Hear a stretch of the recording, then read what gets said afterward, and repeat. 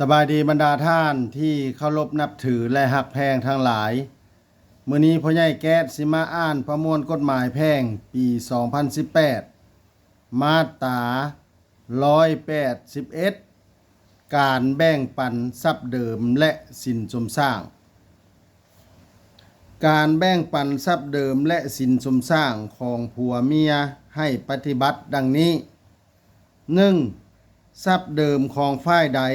ก็ให้เป็นกรรมสิทธิ์ของฝ่ายนั้น 2. สินสมสร้างของผัวเมียให้แบ่งปันกันคนละครึ่ง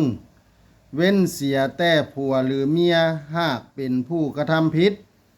ในสถานธรรมิสถานซ่อโกงหรือยักยอกสินสมสร้างโดยมีคำตัดสินที่ใช้ได้อย่างเด็ดขาด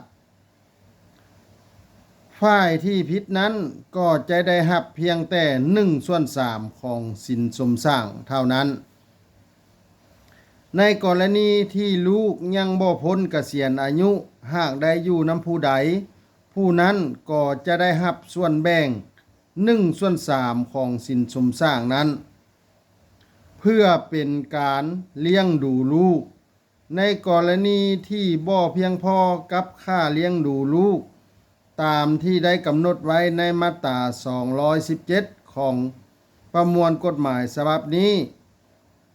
ให้พ่อหรือแม่ที่ลูกบ่อยู่นำนั้นสืบต่อปฏิบัติพันธะจนกว่าเด็กจะพ้นเกษียณอายุส่วนสินสมสร้างที่เหลือนั้นให้ผัวเมียแบ่งปันกันคนละครึ่งสินสมสร้างจะได้แบ่งปันกันภายหลังที่ผัวเมียนั้นได้หย่าร้างกัน